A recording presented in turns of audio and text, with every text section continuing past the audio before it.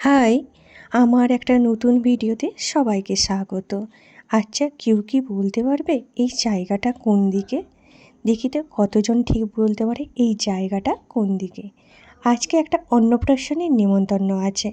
আগের দিন গিয়ে আমি আর মা যে পুচকে বাচ্চাটার জন্য একটা সুন্দর ফ্রক নিয়ে এসেছিলাম, কিন্তু ওই প্যাকেট করে নিয়েছি তাই দেখাতে পারছি না। আচ্ছা, এই লজটা কি কেউ চিনতে পারছো? কিছুদিন আগেই এই লজটাতে আমি এসেছিলাম একটা বিয়েবাড়ির অনুষ্ঠানে। গেটটা খুব সুন্দরভাবে বেলুন দিয়ে সাজানো ছিল, আর ঢুকেই প্রথমে মকটেলের স্টল বসে গেছে, আর এদিকটা খাবারে। আর এই পুচকেটা আজকে অন্নপ্রাশন। কী সুন্দর লাগছে না পুচকিটাকে! আমি ওকে আমার গিফটটাও দিয়ে দিলাম আর কিছু ছবি তুলে নিয়েছিলাম। পুচকিটা এত দারুণ লাগছিল, ওর থেকে চোখ ফেরানোই দায়। আর পুচকির মাও খুব সুন্দর দেখতে লাগছে, দুজনকেই খুব মিষ্টি লাগছিল। আর এই জায়গাটায় ওকে চান করানোর জন্য ব্যবস্থা করে রেখেছিল। এবার খাওয়ার টেবিলে চলে যাই, ভিড়টা খুব হয়ে গেছে আর এদিকে 1:30টাও বেজে গেছে। মেনু কার্ডটা একটা নতুনত্ব আমার দারুণ লেগেছে, সেটা হলো গনগনিটা। দেখো গনগনিটা দিয়েছে, আমার এটা দেখে খুব ভালোই লাগলো। এই জায়গাটা তোমরা একটু ভিডিওটা পজ করে নিতে পারো, মেনু কার্ডে কী কী আছে তোমরা এটা দেখে নিতে পারো। আর প্রত্যেকটা রান্নাই খুব সুন্দরভাবে করেছে, দারুণ লেগেছে আমার প্রত্যেকটা খাওয়া দাওয়ায়।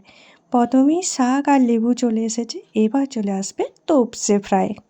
তোপসে ফ্রাইটা দারুণ মুচমুচে ছিল আর গরম গরম ছিল, খেতে বেশ ভালোই লেগেছে।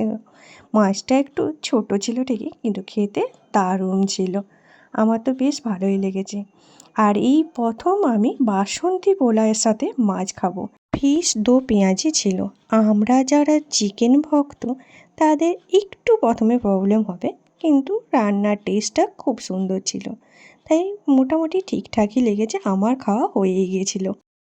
আর প্রথমবার আমি মাছ দিয়ে ফ্রায়েড রাইসটা খেয়েছি, একটা আলাদাই অনুভূতি।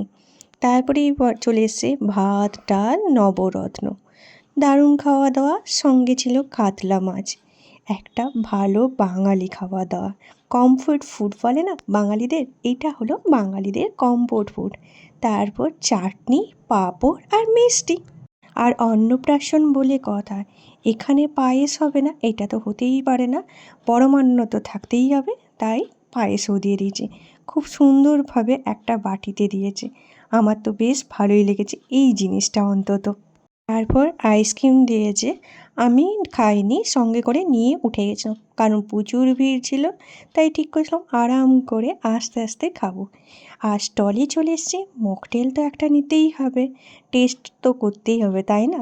আর এখানে প্রচুর ভিড় ছিল, ছোট বাচ্চাদের থেকে শুরু করে বড়দের, কারণ দুপুরবেলায় গরমটা খুব বেশি পড়ে গেছিলো, তাই সবাই এখানে এসে তো একবার অন্তত লাইন দিয়েই দিয়েছে। আচ্ছা, কারা কারা আমার মতন এরকম কোল্ড ড্রিঙ্কসের সাথে আইসক্রিম এই দুটো জিনিস একসাথে খেতে পছন্দ করো? ঝটপট কমেন্ট করে জানাও তো। আমার তো এই দুটো জিনিস একসাথে খেতে দারুণ লাগে। এই ফেরার পথে দেখলাম শিমুল গাছে এখনও শিমুল ফুল ঠিক করে আসেনি, গাছটা কত ফাঁকা ফাঁকা লাগছে না? কিছুদিন পর শিমুল ফুলে পুরো ঢাকা হয়ে যাবে। চল বাড়ি ফেরা যাক আর ভিডিওটা এখানেই শেষ করা যাক।